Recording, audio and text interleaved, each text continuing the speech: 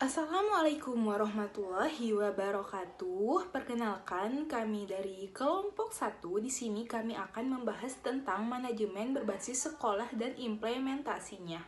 Nah, sebelum masuk ke pembahasan materi, saya akan memperkenalkan anggota-anggota dari kelompok 1, yaitu ada saya sendiri, Winnie Dwiria dengan NPM 2050660, kemudian ada dua rekan saya lainnya, yaitu Dea Indriani dengan NPM 2050656 dan Sophia Rahmatila Izati dengan NPM 2050673. Nah, pada presentasi kali ini kelompok 1 akan membahas tentang beberapa poin-poin utama dari manajemen berbasis sekolah, yaitu ada pengertian dari manajemen berbasis sekolah, kemudian ada karakteristik dari manajemen berbasis sekolah, kemudian ada tujuan dari manajemen berbasis sekolah, kemudian ada fungsi-fungsi dari manajemen berbasis sekolah dan bagaimana implementasi dari manajemen berbasis sekolah. Nah, selanjutnya pada kesempatan kali ini saya akan membahas tentang pengertian dari manajemen berbasis sekolah. Menurut Depdiknas pada tahun 2003 menjelaskan bahwa manajemen berbasis sekolah itu merupakan suatu model manajemen yang memberikan otonomi lebih besar kepada sekolah dan mendorong pengambilan keputusan bersama atau partisipasi dari semua warga sekolah.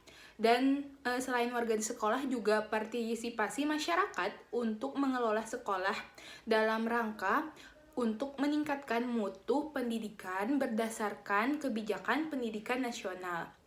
Nah, selain pengertian dari Depdiknas tadi, ada juga pengertian manajemen sekolah menurut Suparman pada tahun 2001. Jadi di sini Suparman menjelaskan bahwa manajemen berbasis sekolah itu merupakan penyerasian atau keselarasan antara sumber daya yang dilakukan secara mandiri oleh sekolah dengan melibatkan semua kelompok.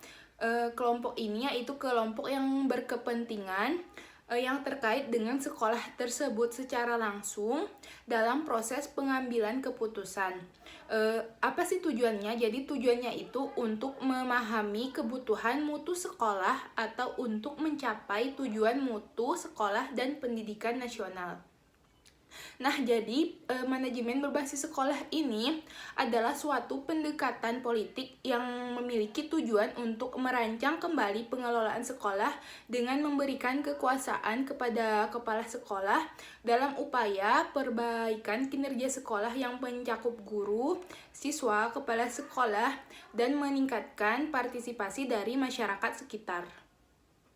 Jadi, di sini itu dapat disimpulkan bahwa manajemen berbasis sekolah itu adalah sebagai model pengelolaan yang memberikan otonomi.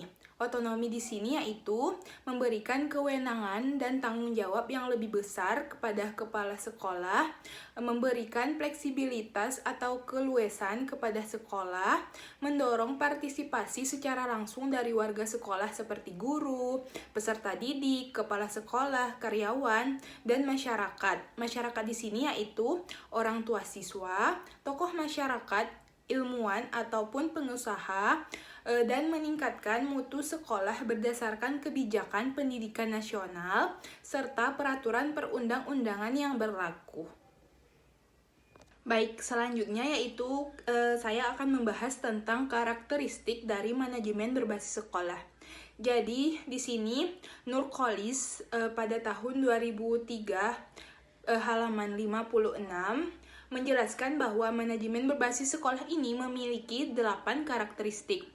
Yaitu yang pertama, sekolah dengan manajemen berbasis sekolah itu memiliki misi atau cita-cita untuk menjalankan sekolah untuk mewakili sekelompok harapan bersama, keyakinan dan nilai-nilai sekolah, membimbing warga sekolah di dalam aktivitas pendidikan dan memberi arah kerja. Nah, jadi di sini itu Misi yang dijelaskan yaitu mempunyai pengaruh yang sangat besar terhadap fungsi dan efektivitas dari sekolah tersebut. Mengapa demikian? Karena dengan misi ini warga sekolah dapat mengembangkan budaya organisasi sekolah yang tepat.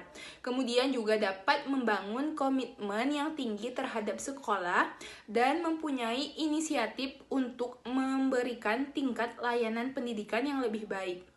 Jadi, dapat disimpulkan yaitu sekolah dengan memiliki manajemen berbasis sekolah ini harus mempunyai misi dan cita-cita yang sama untuk menjalankan sekolah tersebut. Karakteristik yang kedua yaitu aktivitas pendidikan dijalankan berdasarkan karakteristik kebutuhan dan situasi sekolah. Jadi di sini itu hakikat aktivitas sangat penting bagi sekolah untuk meningkatkan kualitas pendidikan. Mengapa demikian? Karena secara tidak langsung dapat memperkenalkan perubahan manajemen sekolah dari manajemen kontrol eksternal menjadi model berbasis sekolah. Ketiga yaitu terjadinya proses perubahan strategi manajemen yang menyangkut hakikat manusia, kemudian organisasi sekolah, gaya pengambilan keputusan, gaya kepemimpinan, penggunaan kekuasaan, dan keterampilan manajemen. Nah, oleh karena itu, dalam konteks pelaksanaan manajemen berbasis sekolah ini, terjadi perubahan strategi manajemen dapat lebih memandang pada aspek pengembangan yang tepat dan relevan dengan kebutuhan sekolah. Karakteristik yang keempat dari manajemen berbasis sekolah ini yaitu dapat mempunyai keleluasaan dan kewenangan dalam pengelolaan sumber daya yang efektif untuk mencapai tujuan pendidikan yang berguna untuk memecahkan masalah-masalah pendidikan yang dihadapi, baik dari masalah tenaga kependidikan, keuangan, dan masalah-masalah lainnya. Selanjutnya yaitu manajemen berbasis sekolah ini menuntut peran aktif dari sekolah. Selain dari sekolah juga menuntut peran aktif dari administrator sekolah, guru, orang tua, dan pihak-pihak yang terkait dengan pendidikan di sekolah tersebut. Dengan manajemen berbasis sekolah ini, diharapkan dapat mengembangkan siswa dan guru sesuai dengan karakteristik sekolah masing-masing. Nah, jadi dalam konteks ini, sekolah itu berperan dalam mengembangkan inisiatif, kemudian berperan juga dalam memecahkan masalah, dan mengeksplorasi semua kemungkinan untuk memfasilitasi efektivitas pembelajaran. Karakteristik yang selanjutnya yaitu manajemen berbasis sekolah ini menekankan hubungan antar manusia yang cenderung terbuka, bekerja sama, semangat tim, dan komitmen. Manajemen berbasis sekolah yang menguntungkan antara yang satu dengan yang lainnya. Dan yang selanjutnya yaitu peran administrator di sini itu sangat penting dalam kerangka manajemen berbasis sekolah, termasuk di dalamnya yaitu mencakup kualitas yang dimiliki dari administrator tersebut. Dan yang kedelapan yaitu dalam manajemen berbasis sekolah, efektivitas sekolah dinilai menurut indikator multitingkat dan multisegi. Penilaian tentang efektivitas sekolah harus mencakup proses pembelajaran dan metode untuk membantu kemajuan sekolah. Dengan manajemen berbasis sekolah ini, diharapkan dapat mengembangkan siswa dan guru sesuai dengan karakteristik sekolah masing-masing. Nah, jadi dalam konteks ini, sekolah itu berperan dalam mengembangkan inisiatif, kemudian berperan juga dalam memecahkan masalah, dan mengeksplorasi semua kemungkinan untuk memfasilitasi efektivitas pembelajaran. Karakteristik yang selanjutnya yaitu manajemen berbasis sekolah ini menekankan hubungan antar manusia yang cenderung terbuka, bekerja sama, semangat tim, dan komitmen. Manajemen berbasis sekolah yang menguntungkan antara yang satu dengan yang lainnya. Dan yang selanjutnya yaitu peran administrator di sini itu sangat penting dalam kerangka manajemen berbasis sekolah, termasuk di dalamnya yaitu mencakup kualitas yang dimiliki dari administrator tersebut. Dan yang kedelapan yaitu dalam manajemen berbasis sekolah, efektivitas sekolah dinilai menurut indikator multitingkat dan multisegi. Penilaian tentang efektivitas sekolah harus mencakup proses pembelajaran dan metode untuk membantu kemajuan sekolah. Nah, oleh karena itu, penilaian efektivitas sekolah harus memperhatikan multitingkat, yaitu multitingkat pada tingkat sekolah, kelompok, dan individu, serta indikator multisegi, yaitu input, proses, dan output sekolah, serta perkembangan. Menurut Mulyasa, tahun 2006, tujuan manajemen berbasis sekolah ada 3 tujuan. Yang pertama, peningkatan efisien, yaitu diperoleh melalui kebiasaan mengelola sumber daya partisipasi masyarakat dan penyederhanaan birokrasi. Yang kedua, ada peningkatan mutu, yaitu melalui partisipasi orang tua terhadap sekolah, fleksibilitas pengelolaan sekolah dan kelas, peningkatan profesionalisasi guru dan kepala sekolah. Yang terakhir, ada peningkatan pemerataan, yaitu diperoleh melalui peningkatan partisipasi masyarakat yang memungkinkan pemerintah lebih berkonsentrasi pada kelompok tertentu. Baik, selanjutnya ada manfaat manajemen berbasis sekolah. Menurut Depignas tahun 2000, manfaat manajemen berbasis sekolah ada 4 manfaat, yaitu yang pertama, sekolah sebagai lembaga pendidikan lebih mengetahui kekuatan, kelemahan, peluang, dan ancaman bagi dirinya dibandingkan dengan lembaga-lembaga lainnya, sehingga dia dapat mengoptimalkan sumber daya yang tersedia untuk memajukan lembaganya. Yang kedua, sekolah lebih mengetahui kebutuhan lembaganya, khususnya input pendidikan yang akan dikembangkan didayagunakan dalam proses pendidikan sesuai dengan tingkat perkembangan dan kebutuhan peserta didiknya. Yang ketiga, sekolah bertanggung jawab tentang mutu pendidikan masing-masing kepada pemerintahnya, orang tua peserta didik, dan masyarakat pada umumnya, sehingga dia akan berupaya semaksimal mungkin untuk melaksanakan dan mencapai sasaran mutu pendidikan yang telah direncanakan. Yang terakhir, sekolah dapat melakukan persaingan sehat dengan sekolah lainnya untuk meningkatkan mutu pendidikan melalui berupaya-upaya inovatif dengan dukungan orang tua peserta didik, masyarakat, dan pemerintah daerah setempatnya. Perkenalkan, nama saya Deindriani dengan NPM 205060056. Di sini saya akan melanjutkan materi selanjutnya, yaitu fungsi-fungsi manajemen berbasis sekolah. Pemberian kewenangan pengelolaan atau manajemen pendidikan di tingkat sekolah dapat dibagi ke dalam 2 kategori. Pertama, dari aspek fungsinya, yang mencangkup perencanaan, pengorganisasian, pelaksanaan, pengawasan, dan kepemimpinan. Fungsi-fungsi ini dilaksanakan oleh sekolah, baik kepala sekolah, guru, dan komite sekolah. Selanjutnya yang kedua, bidang teknik yang dikelola oleh sekolah dengan fungsi-fungsi tersebut yaitu yang pertama ada perencanaan dan evaluasi, yang kedua ada pengembangan kurikulum, yang ketiga ada proses pembelajaran, yang keempat ada personil atau ketenagaan, yang kelima ada keuangan, yang keenam ada fasilitas sekolah atau sarana dan prasarana, yang ketujuh ada pelayanan siswa, yang kedelapan adalah hubungan sekolah sampai masyarakat, dan yang terakhir ada iklim sekolah. Selanjutnya, menurut Departemen Pendidikan Nasional, fungsi-fungsi yang disentralisasikan ke sekolah adalah sebagai berikut.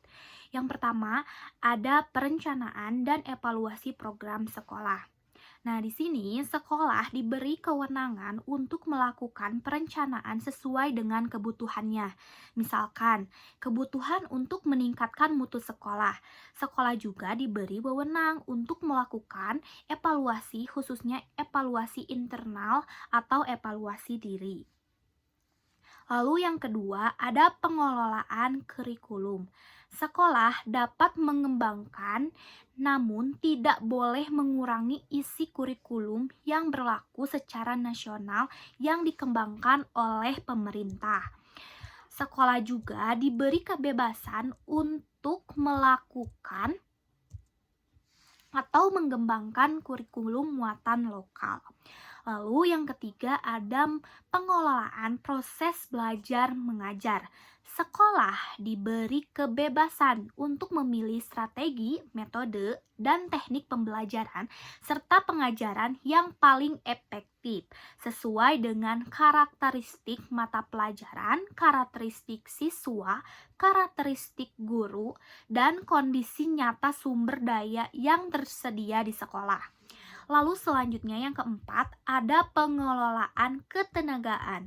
Pengelolaan ketenagaan mulai dari analisis kebutuhan perencanaan, rekrutmen, pengembangan, penghargaan, dan saksi, hubungan kerja hingga evaluasi kinerja tenaga kerja sekolah dapat dilakukan oleh sekolah kecuali guru pegawai negeri yang sampai saat ini masih ditanangi oleh birokrasi di atasnya. Lalu yang kelima ada pengelolaan peralatan dan perlengkapan. Pengelolaan fasilitas seharusnya dilakukan oleh sekolah mulai dari pendanaan, pemeliharaan, dan perbaikan hingga pengembangan.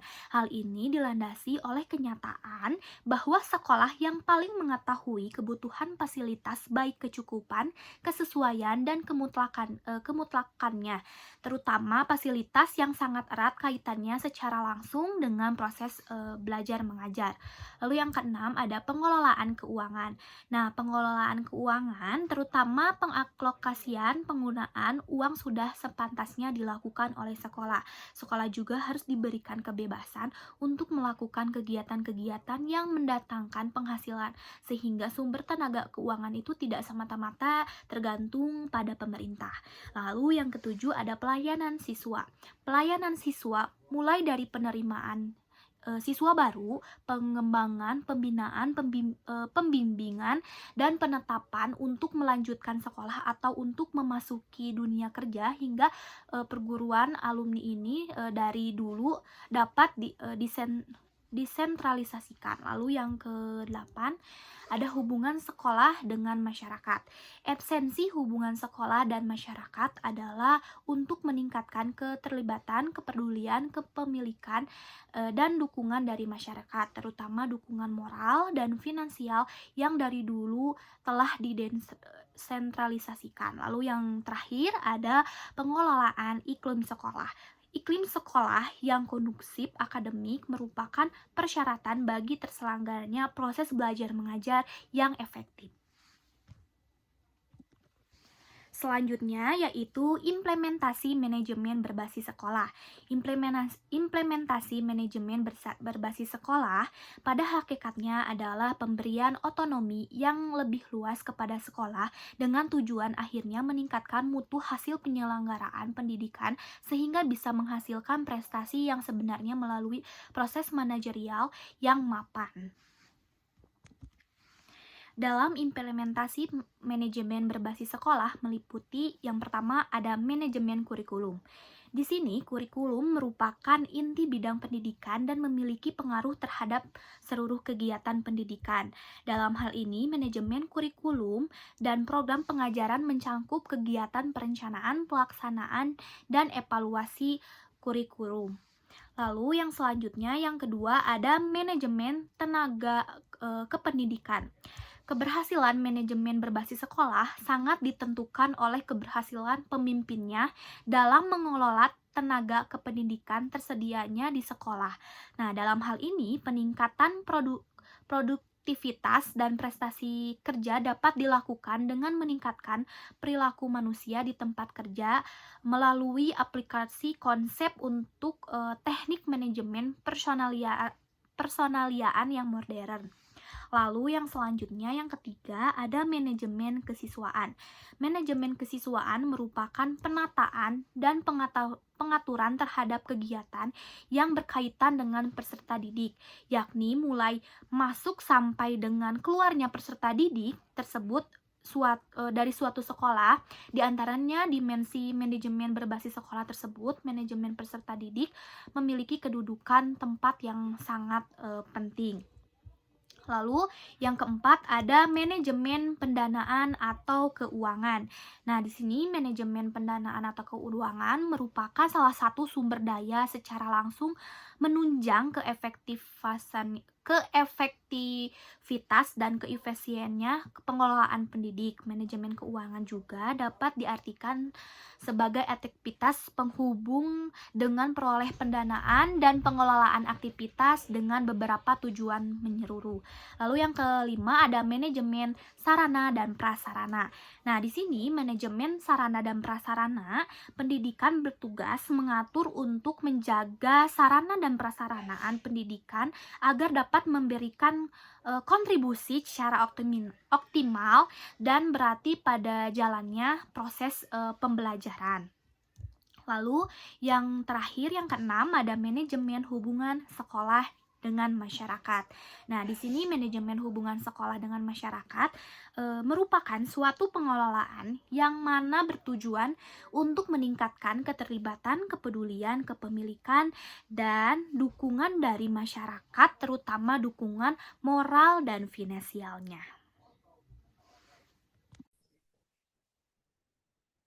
Baik, cukup sekian dari kelompok kami. Mohon maaf apabila masih banyak kekurangan dan kata-kata yang kurang berkenan. Terima kasih atas perhatiannya. Wassalamualaikum warahmatullahi wabarakatuh.